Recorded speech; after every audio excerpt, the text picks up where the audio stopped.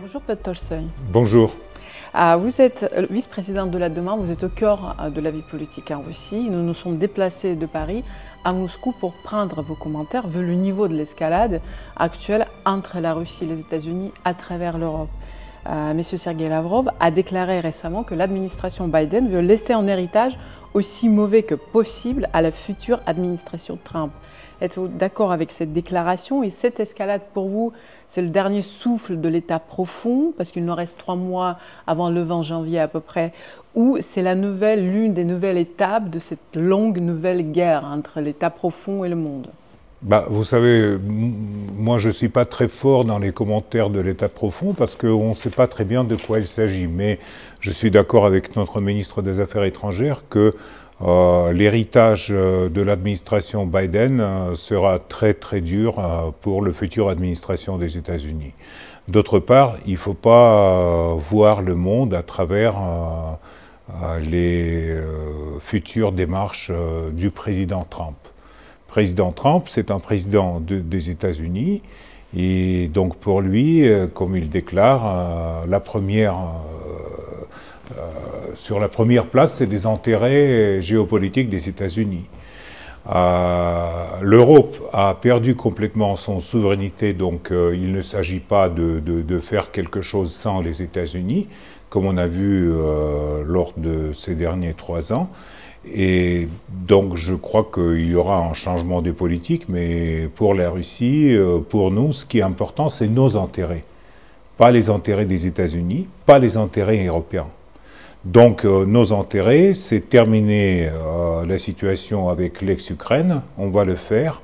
Et à mon avis, ils ont déjà perdu la guerre, donc c'est pour ça qu'il y a autant de bruit autour de l'escalade, autour de frappes par les missiles, etc. Donc ça ne changera pas le résultat, tout ce bruit.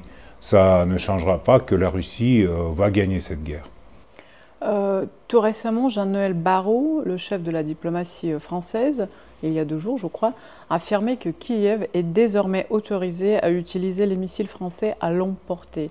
Donc ça veut dire concrètement que les mises en garde russes n'ont pas été entendues. Pourquoi, d'après vous, ce n'est pas pris au sérieux? Chaque fois, on dit que la Russie bluffe. Est-ce que la Russie bluffe?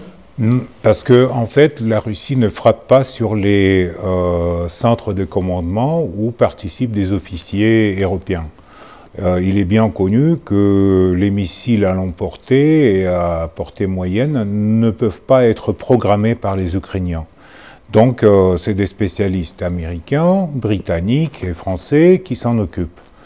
Et donc, vu la situation, pour l'instant, la Russie n'a pas répondu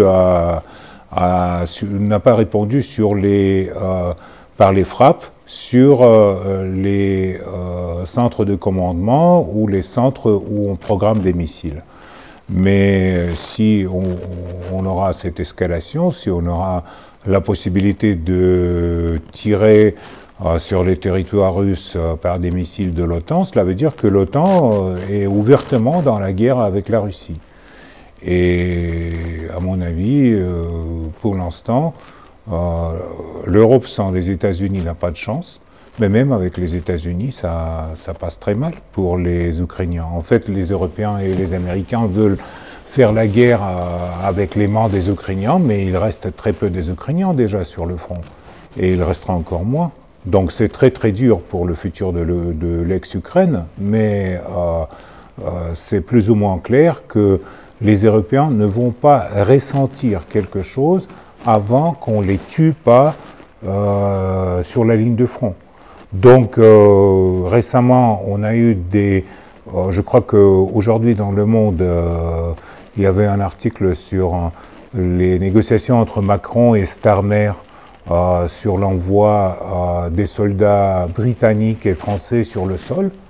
Alors, à mon avis, ça c'est en étape quand l'Europe va sentir la défaite militaire. Donc là, je crois que si les pays de l'OTAN vont oser d'envoyer leurs soldats en Ukraine, ça serait vraiment une guerre ouverte qui fera du mal surtout aux politiciens européens. Et ce sera la ligne rouge? Non, moi j'aime pas les lignes rouges parce qu'on toujours ces espèces de jeux de mots, les lignes rouges. Non, à mon avis, la position du président Poutine est très généreuse. Il dit que voilà, on vise pas, on tire pas sur les civils, on tire pas sur les ponts de Dniepr, on tire pas sur Kiev, etc. Mais vous savez, tout peut changer. Tout peut changer parce que pour l'instant, la Russie fait l'offensive. Il y a un progrès sensible sur tous les fronts, du sud jusqu'au nord. Je rappelle que c'est 1300 km du front. Et donc, la Russie avance petit à petit. C'est vrai qu'on ne gaspille pas nos soldats, nos officiers, mais on avance sur les territoires de l'ex-Ukraine et on va avancer. Vous avez un chiffre concernant les Ukrainiens qui finalement traversent, je dirais, le front et ils reviennent aux côtés russes? Vous savez, il y a beaucoup du monde qui est revenu, notamment par exemple à une ville, Mariupol, qui était encore il y a 2 ans en ruine. Aujourd'hui, il y a plus de 60 000 Ukrainiens qui sont revenus vivre dans leur ville natale. C'est normal parce que la Russie a investi beaucoup dans les nouvelles régions et donc je crois que ce processus, il est objectif, même les Ukrainiens le reconnaissent. Donc c'est vrai que les gens préfèrent vivre dans les ex-régions ukrainiennes qui aujourd'hui sont sous le contrôle russe que rester en Ukraine avec une menace d'être mobilisés à n'importe quel moment de leur vie. Nous recevons beaucoup de messages de la part de nos auditeurs. Il y a ceux qui, certes, sont russophiles, il y a ceux qui s'inquiètent énormément parce qu'il ne faut pas quand même sous-estimer également le rôle des médias, on va revenir plus tard. Pour résumer, si je résume, la question est, est-ce que la Russie menace la France, d'après vous?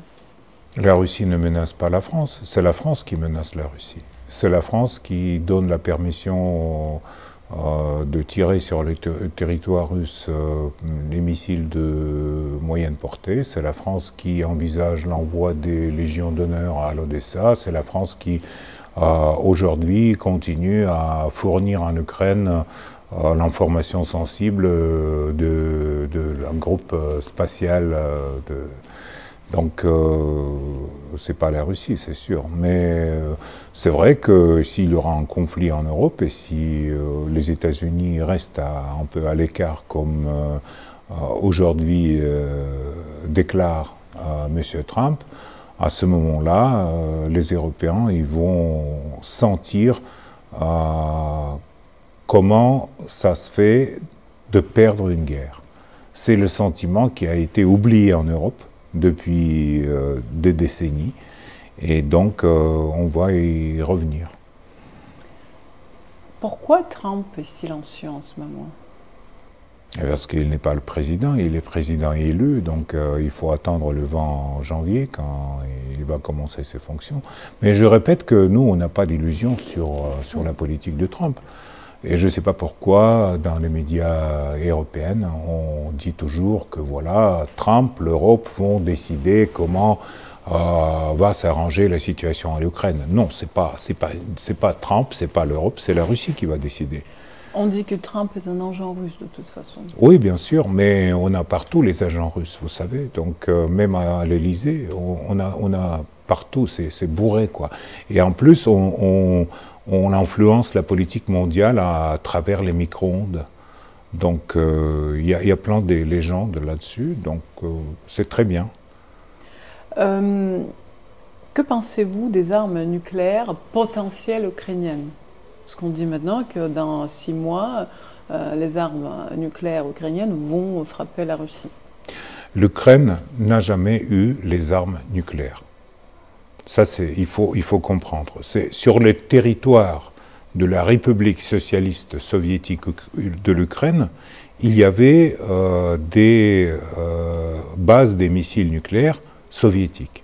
Mais les Ukrainiens n'ont jamais eu ni l'expérience, ni la responsabilité, ni rien qui est lié avec la détention de l'arme nucléaire.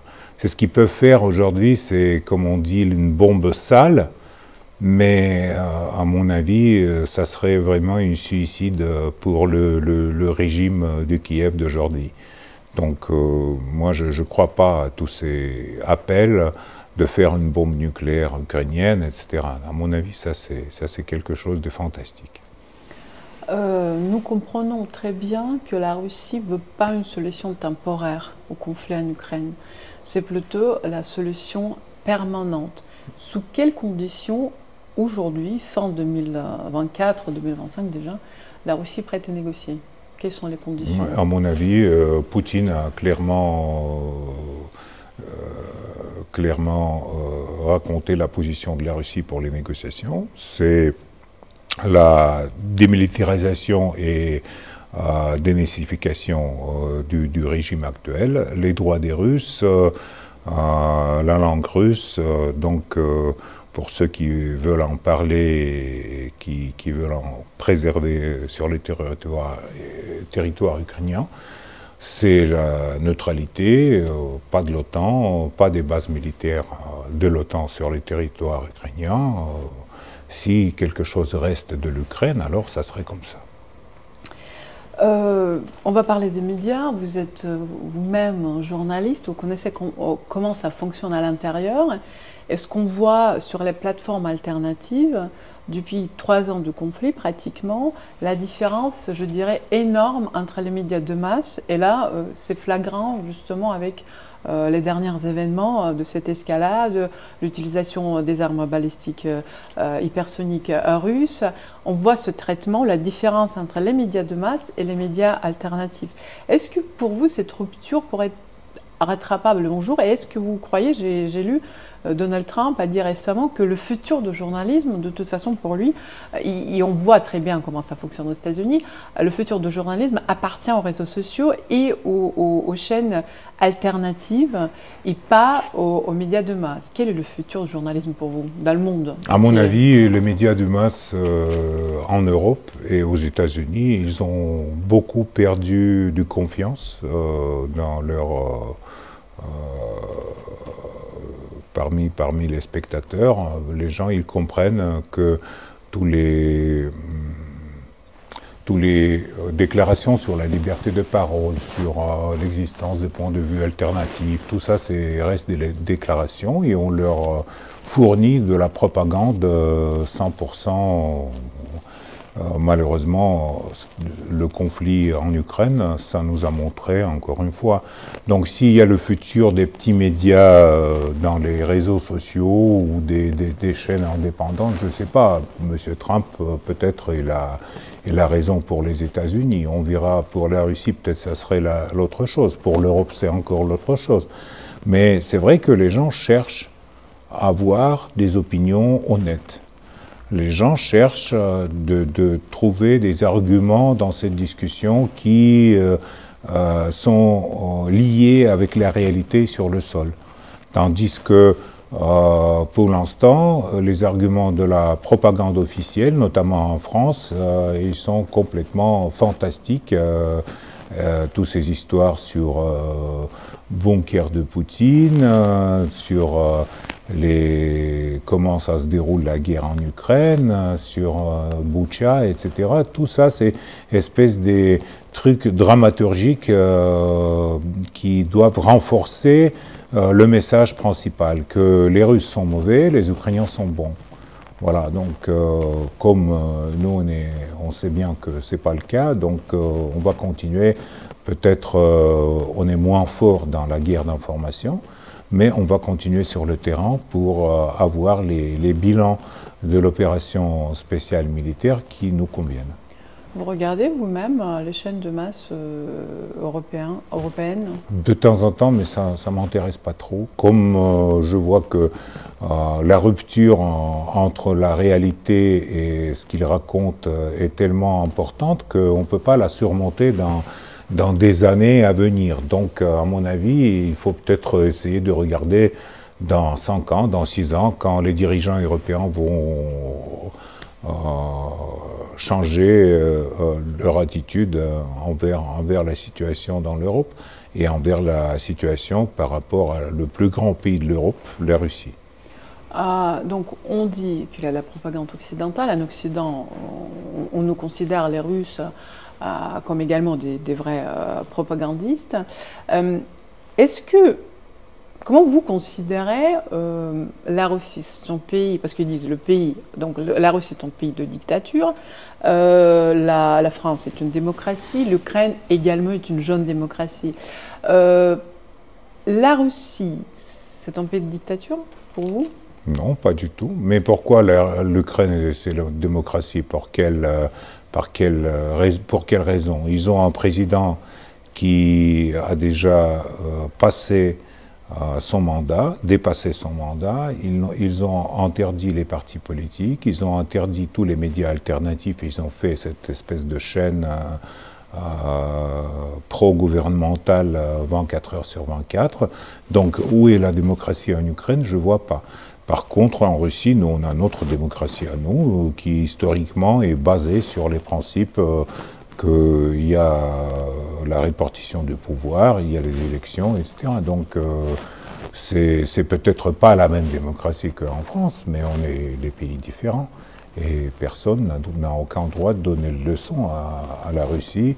Qu'est-ce qui est démocratique, qu'est-ce qui n'est pas démocratique. C'est pas les idées de Glucksmann ou d'autres spécialistes par ces leçons qu'on va suivre, ça c'est sûr. Là, récemment, si en 2022-2023, certains experts, encore une fois dans le média mainstream, mais nous au dialogue, on reçoit les vrais experts qui donnent d'autres points de vue sur l'économie russe notamment. Là, j'ai lu tout récemment, avant de venir à Moscou, que là, c'est vrai que les sanctions n'ont pas marché en 2022-2023, mais en 2024, on voit les résultats des sanctions qui endommagent l'économie russe. Quelle est votre opinion? Parce qu'on en a parlé récemment. À mon avis, il faut 2025 gagner la guerre et point au final pour les sanctions et pour le reste. À mon avis, l'idée des sanctions, même l'idée de faire mal au peuple russe qu'il renverse le pouvoir ou qu'il s'exprime contre Poutine, etc., ça n'a pas marché dès le début. Et si ça n'a pas marché dès le début, pourquoi ça doit marcher 3 ans après ou 4 ans après? Donc les gens, ils sont regroupés autour de chefs d'État, ils soutiennent les partis politiques, même chez nous à la Douma, les différents partis aujourd'hui soutiennent la politique extérieure du président Poutine, malgré la différence pour la politique intérieure et les discussions sur la politique intérieure, pour tout ce qui concerne l'opération spéciale militaire, etc. Donc il y a le soutien entre tous les partis. Donc pourquoi ça doit marcher à 2025 ou 2026? Moi je ne crois pas que l'Europe aura la possibilité de maintenir le régime de Kiev jusqu'à ce date-là. Vous avez participé au sommet de BRICS et on en a parlé, mais avec certaines personnes qui également se sont rendues au sommet, et on va faire une conférence mi-décembre et j'invite tous les auditeurs de s'inscrire parce que c'est déjà en ligne.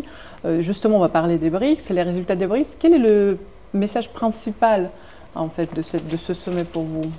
À mon avis, le message principal, c'est une nouvelle architecture de relations internationales avec le respect à l'histoire, à des différences entre les pays, si différents que, par exemple, la Chine, l'Inde, l'Afrique du Sud ou le Brésil. Mais en même temps, c'est espèce de modèle du monde multipolaire on va bâtir bientôt. Pas le monde de l'Occident, À mon avis, l'époque de l'Occident, c'est fini, c'est terminé. Ça a duré 5 siècles et c'est fini. Et au revoir. Au revoir à l'Occident et bonjour à nouveau au monde multipolaire qui est basé sur les autres principes, sans la mensonge, sans les doubles standards, sans tout ce que les Occidentaux appellent les principes de base qu'il exige à tous ses partenaires. Certes, et là-dessus on est d'accord, sauf que comme je dis, on reçoit beaucoup de messages, il y a beaucoup de personnes françaises qui viennent à nos conférences, et on comprend bien, nous les Russes et les Français, que culturellement on est quand même proches. Mais on bien ne peut sûr. pas nier ça. Mais quelle est cette divergence principale aujourd'hui qui peut nous couper pour de vrai? Parce que économiquement, ok, idéologiquement, ok, les États-Unis, la souveraineté, tout ça c'est clair. Mais est-ce qu'il y a quelque chose finalement, cette comment dire, est-ce qu'on peut, je suis toujours dans la même optique de cette réconciliation, mais culturellement on est proche. Ce serait dommage, comme vous dites, de couper. Est-ce que c'est possible de couper vraiment ces liens culturels? Est-ce que c'est si facile finalement? Mais les liens culturels, restent dans l'histoire des cultures. En fait, pour avoir confiance mutuelle entre les pays, les peuples, les politiciens, les gens en général, il faut avoir le dialogue. Aujourd'hui, on n'a pas le dialogue. Aujourd'hui, on a l'atmosphère de la haine qui est cultivée en France contre la Russie. Et on va pas oublier ça quand il va s'agir de renouveler les relations. Mais la France ne sera plus jamais la France d'avant-conflit, pour nous. Et sur la scène internationale, malgré tous les efforts de M. Macron, malheureusement, la France ne joue aucun rôle. Aucun. Il a 200 missiles nucléaires, mais c'est tout. Voilà. Et donc, on aime bien les Français, on aime bien la France.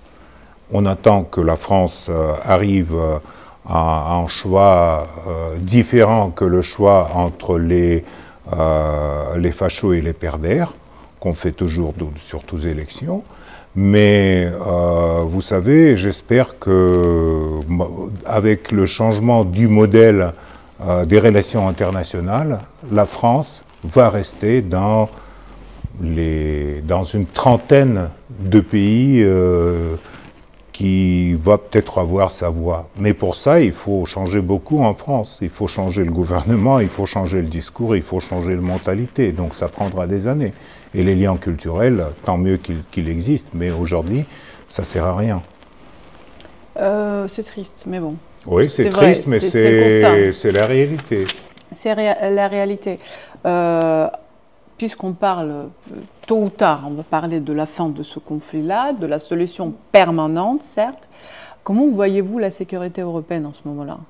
La sécurité européenne ne peut pas être basée sur la sécurité des uns contre la sécurité des autres. C'est ce qui a été fait après la guerre froide. Avec l'élargissement de l'OTAN, avec l'arrivée de l'OTAN en Ukraine, etc. Donc c'est ça, en fait, l'histoire de ce conflit. Et donc cette histoire, il doit être enlevé des relations internationales. Donc il nous faut une nouvelle Yalta ou peut-être une conférence à Kiev que va organiser la Russie pour atteindre la paix durable sur le continent avec les garanties mutuelles et avec parce qu'on ne peut pas dire que voilà, n'importe quel pays peut adhérer à l'OTAN et instaurer une base américaine sur les frontières russes. Non, ça ne va pas comme ça. Ce n'est pas la sécurité. Donc on va essayer d'établir des nouvelles règles du jeu, mais pour ça, évidemment, il faudra que tous les gens qui ont déclaré leur haine contre la Russie seront changés dans leur gouvernement réciproque. Donc c'est tout. On ne peut pas avoir ce dialogue avec Macron, Scholz ou je ne sais pas, Starmer, parce que ces gens-là, ils ne sont pas pour le dialogue, ils sont pour la continuation de la guerre. Scholz est en train de changer quand même son opinion en ce moment. Non, mais qu'est-ce qu'il a changé? Il a changé son opinion, il a changé juste un tout petit peu son rhétorique, mais son opinion reste... c'est toujours dans cette construction que la Russie a fait une agression contre l'Ukraine, c'est une guerre injuste, pas provoquée, donc avec tout ce rhétorique-là, on n'a aucun intérêt d'avoir quelqu'un sur la table des négociations avec des idées comme ça. Sauf que l'Allemagne a besoin de la Russie, vu l'économie allemande qui est très fragilisée. Tant mieux. Tant mieux, donc les Allemands, ils doivent voter contre la coalition de Scholz et donc trouver des autres politiciens qui vont essayer de rétablir le contact avec la Russie s'ils ont besoin de la Russie. Mais je crois que l'Europe en général a besoin de la Russie parce que tout ce que j'ai dit au début de ce conflit, tout ça s'est passé. Les matériels militaires européens ont été brûlés en Ukraine. La crise économique européenne a touché la classe moyenne avec la hausse de tarifs et la hausse des impôts et la perte de travail.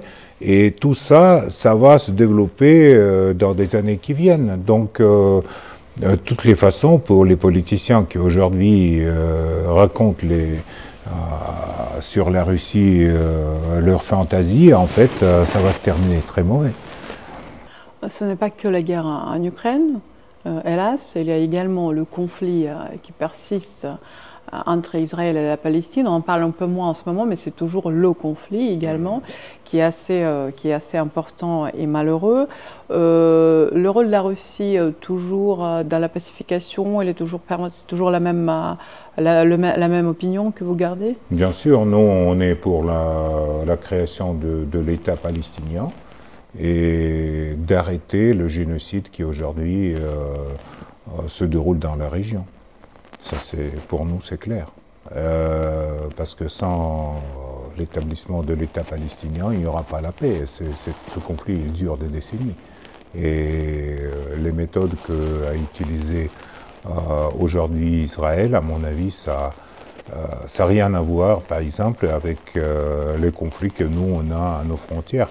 On ne bombarde pas les hôpitaux, on ne bombarde pas les moitiés de Beyrouth juste pour viser un seul personnage de Hamas. Donc si on faisait comme ça, alors à Kiev, il n'y avait que des ruines. Mais ça c'est quelque chose qui est, encore une fois, nous démontre les doubles standards de l'Occident, parce que les Occidentaux, ils sont pro-Israël, mais en même temps, ils disent « Ah oui, mais c'est trop, quand même, arrêtez-vous », et l'Israël ne s'arrête pas. Hein. Donc, ni l'autorité, ni vision constructive des choses, ni tentative de amener la paix dans la région. C'est ça la politique de l'Occident aujourd'hui. Et donc la Russie a une position là-dessus, mais nous, on n'est pas heureusement partie de ce conflit. Nous sommes contre le génocide qui est aussi aujourd'hui organisé contre les Palestiniens en Israël. Ça, c'est un vrai génocide. Et donc les gens qui ont organisé ça, ils doivent répondre devant la législation internationale s'il va exister un jour. Quel message aurez-vous donné à tous les Français qui vont nous regarder quand cette vidéo sera mise en ligne, ceux qui sont russophiles, qui ne cherchent pas la guerre avec la Russie, qui souhaitent la paix, comme tous les gens normaux? Un message très simple, venez en Russie, regardez à vos propres yeux qu'est-ce qui se passe en Russie. On a beaucoup de familles d'ailleurs de France qui viennent à la Russie parce que la Russie reste aujourd'hui espèce de berceau de valeurs traditionnelles. Donc les gens qui ont des problèmes avec leurs enfants à l'école à cause de législation européenne sur LGBT, etc., ils arrivent en Russie, ils prennent la nationalité russe, et ils trouvent ici le boulot. Maintenant c'est facile. Et donc venez en Russie et restez tranquille pour vos familles et pour vos enfants. Merci Piotr Tolstoï, j'espère vous revoir en France également pour mener ce dialogue en France un jour. Très peu probable, mais quand même. Ouais. Merci Piotr. Merci.